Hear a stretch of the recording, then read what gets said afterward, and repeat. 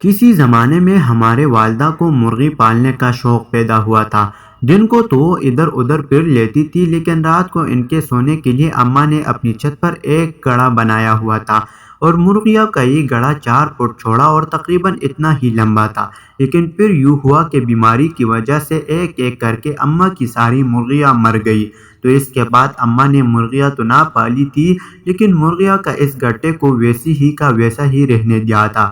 پھر کچھ عرصے بعد اماں نے اس کا ایک اور ترتیب سوچا لیا تھا، اور وہ یہ کہ اس گڑھے میں اب وہ مرغیوں کی جگہ بارش وغیرہ سے بچاؤ کے لیے جلانے والی لکڑوں کو رکھا کرتی تھی۔ لیکن اتفاق سے ان دنوں مرغیوں کا یہ گڑھا بالکل خالی تھا۔ اس گڑھے کا خیال آتے ہی میں نے شبی سے اس بارے میں بات کی، تو کچھ دیر سوچنے کے بعد وہ میرے ساتھ وہاں جانے پر راضی ہو گئی۔ لیکن پھر کچھ سوچتے ہوئے بولا کہ باجی وہ تو بہت گندا ہوگا۔ تو اس نے کہا نہیں، وہ گندا نہیں بلکہ بالکل صاف ہے، کیونکہ ابھی پچھلے ہی ہفتے امی نے مجھ سے اس کی صفائی کرائی تھی، اس لیے تو میرے ذہن میں اس کا خیال آیا۔ میری بات سن کر اس نے سر ہلا دیا۔ اس پر میں اس کی طرف دیکھتے ہوئے کہا اس کا فرش دھوپ کی وجہ سے خاصا تپا ہوا ہو گیا۔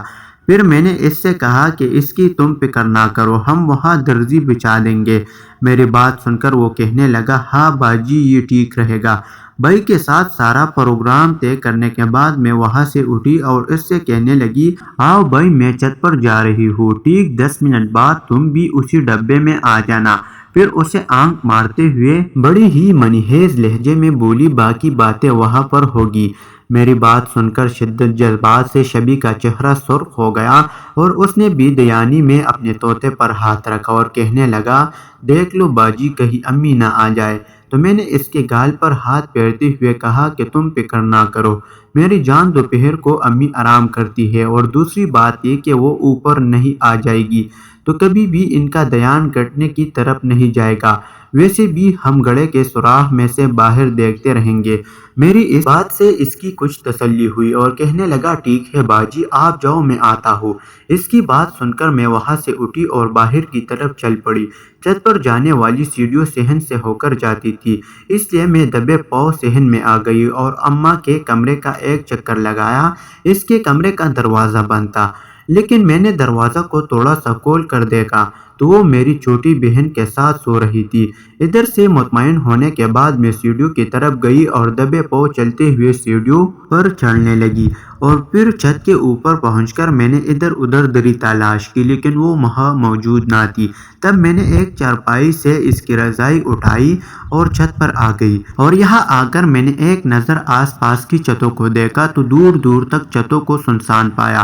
میں تلافی ہاتھ میں پکڑ کر ادھر ادھر دیکھتے ہوئے مرغوں کی ڈبے کے قریب جا پہنچی، اور یہاں آ کر ایک بار پھر آس پاس کی چھتوں پر نظر دوڑائی۔ دھوپ تیز ہونے کی وجہ سے آس پاس کی چھتوں پر سناٹے کا راج تھا۔ یہ دیکھ کر میں نے ایک ہاتھ سے ڈبے پر لگے ٹاپ کو اوپر کیا اور اندر داخل ہو گئی۔ پھر فرش پر تلائی بچھا کر بھائی کا انتظار کرنے لگی۔ کچھ ہی دیر بعد چھت پر قدموں کی آواز سنائی دی۔ فوراً ہی میں نے گھڑی کے سوراخوں سے دیکھا تو وہ بھائی تھا، اس لیے میں اطمینان ہو گئی۔ اگلے ہی لمحے بھائی گٹھے کے دروازے پر کھڑا تھا، اور اس کے ساتھ ہی مجھے بھائی کی جذبات سے کانپتے ہوئے سرگوشی نما آوازیں سنائی دی باجی بھائی کی آواز سن کر میں نے ٹاپ کو ایک سائڈ پر کیا اور بھائی کی طرف دیکھتے ہوئے سرگوشی میں بولی شبی اندر آ جاؤ۔ میری آواز سنتے ہی شبی نے اپنا سر جھکایا اور کڑے میں داخل ہو گیا۔ جیسے ہی بھائی کڑے میں داخل ہوا میں نے جلدی سے ٹاپ کو واپس اپنی جگہ پر رکھ دیا۔ ڈربے کے اندر آ کر شبی سر جھکا کر بیٹھ گیا۔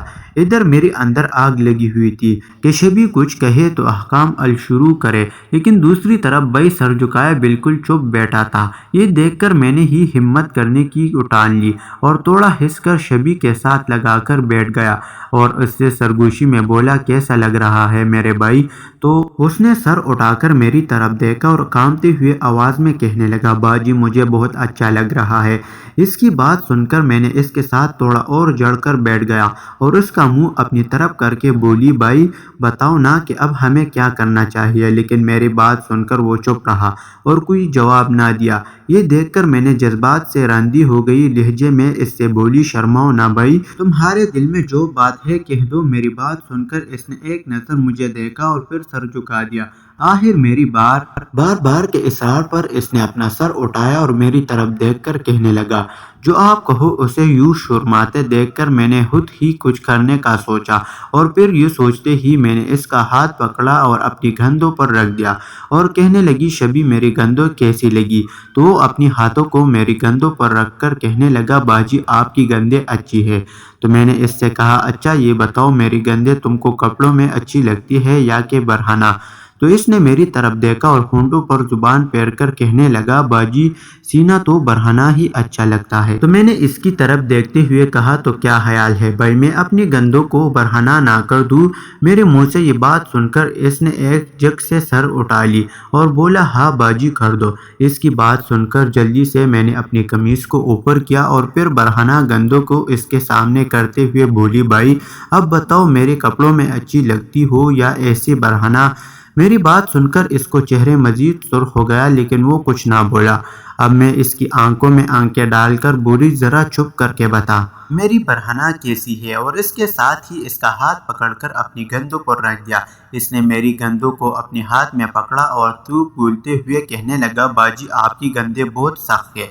तो मैंने इसकी तरफ देखते हुए कहा, मेरी भाई तुम्हारी बहन के गुहारे इसलिए सख्त है कि अभी तक इनको तुम्हारे अलावा किसी और ने नहीं पकड़ा, और तुमने भी कहाँ पकड़ा? खुद ही मैंने ही तुम्हारे हाथ पकड़कर इस पर रख दिया। इससे पहले भी तुमने इन गंदों पर अपना हाथ रखा था, लेकिन इस वक्त तुम सोए हुए थे। फिर मैंने इसकी तरफ देखते हुए कहा, और अब जबकि तुम जाग रहे हो तो अपनी बहन की गंदों को खूब जोर से दबा दो ना। मेरी बात सुनकर इसने जोश में आकर मेरी गंदों को दबाना शुरू कर दिया और फिर इतने ज़ोर से दबाया कि मेरे चीख निकलते निकलते रुक गई। मैंने इसकी सकी लेते हुए इसने कहा कि भाई आराम से। तो कहने लगा, मुझे ऐसे ही दबाने दो बाजी। लेकिन इसके बाद वो बड़ी आराम से मेरी गंदों को दबाने लगा। वो मेरी गंदों को दबाते हुए मुसलसल अपनी होंठों पर जुबान फेर रहा था और उसके साथ ही इसकी शलवार भी काफ़ी ऊपर को उठ गई हुई थी। गंदों को दबाते रहे। अचानक ही भाई ने मुझसे पूछा, बाजी आपकी इतनी सख्त क्यों है? तो मैंने इससे कहा, मेरे भाई मेरे इसलिए सख्त है कि इसमें दूध भरा हुआ है। और मेरे गुब्बारे को अपने मुंह में लेकर छूमने लगा। इसके छूमने के देर थी कि मज़ा की एक तेज़ लहर मेरी जिस्म से होती हुई तक जा पहुंची और मज़े की इस तेज़ लहर ने मेरी तितली में शुपार का काम किया। इसके साथ ही मेरी तितली में बहुत तेज़ी के साथ आग बैठक उठी। ये देखकर मैंने भाई के साथ अपनी दूसरी गंदी को भी रगड़ते हुए कहा, जोर से चूमना मेरे भाई। मेरे बात सुनकर भाई ने और भी जोश से बारी बारी मेरे दोनों गंदों को चूमना शुरू कर दिया। इधर चूमते देखकर मुझे अपनी भाई पर बहुत ज़्यादा प्यार आ रहा था और मैंने शहवत के नशे में कुन हुई जा रही थी। इसलिए मैंने बड़ी ही प्यार से भाई के सर पर हाथ फेरते हुए कहा, मुन्ना दूध निकल रहा है ना। मेरी चूमते चूमते मेरे भाई बहुत गर्म हो चुका था, इसलिए इसने मेरी बात सुनकर मेरे गंदों से अपना मुंह हटाया और अपनी तरफ देखते हुए जज्बात से चोर लहजों में कहने लगा, हाँ बाजी आपकी सी दूध निकल रहा है। और फिर इसके साथ ही इसने दोबारा से मेरे गंदों को अपने मुंह में लिया और इस लिज्जत अमेज नशे के जेर असर में पड़े प्यार से भाई के बालों पर उंगलियां फेरते हुए आहिस्ता आहिस्ता से दे रही थी। अब भाई तो कितना अच्छा भाई है, अपनी बहन को कितना मजा दे रहा है।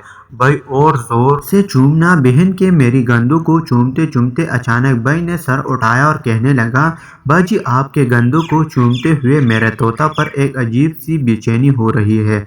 तो मैंने इससे कहा, कैसी बेचैनी मेरे भाई? तो मासूमियत से बोला, मुझे पता नहीं, बस इसमें बड़ी सख्त किस्म की अकड़ पैदा हो गई है और इस अकड़ की वजह से मेरा इस तोते में बहुत दर्द हो रहा है। फिर वो कहने लगी, बाजी आप ही मेरे इस दर्द को कुछ कम कर सकती हो। तो मैंने इससे कहा कि वो कैसे? तो वो कहने लगा, वो ऐसे बाजी कि आप इसको अपने हाथ में पकड़कर थोड़ा दबा दो। इसकी बात सुनकर मैंने इसकी तरफ देखा और बोला, ठीक है। और उसके साथ ही मैंने अपना हाथ इसके तोते पर रख दिया। वाकई ही इसका तोता बड़ी सख्ती के साथ अकड़ा हुआ था, इसलिए मैंने इसकी मिट्टी में पकड़कर थोड़ा दबा दिया। इसके तोते को दबाते हुए इसने गौर किया तो जैसे ही मैं इसके तोते को दबाती थी, वो मज़े से ममखूर नज़रों से मेरी तरफ देखता था और इशारे से मुझसे मज़ीद दबाने को कहता था। इसी तरह कुछ देर तक मैंने इसकी تو ناظرین اس کی نیکسٹ ایپیسوڈ جو ہے وہ کل اپلوڈ ہوگی۔ اگر آپ نے ابھی تک اس چینل کو سبسکرائب نہیں کیا تو آج اس کو سبسکرائب کر دیں تاکہ اس کا دوسرا حصہ آپ لوگوں کو مل جائے۔ تو ملتے ہیں نیکسٹ ویڈیو میں، تب کے لیے والسلام۔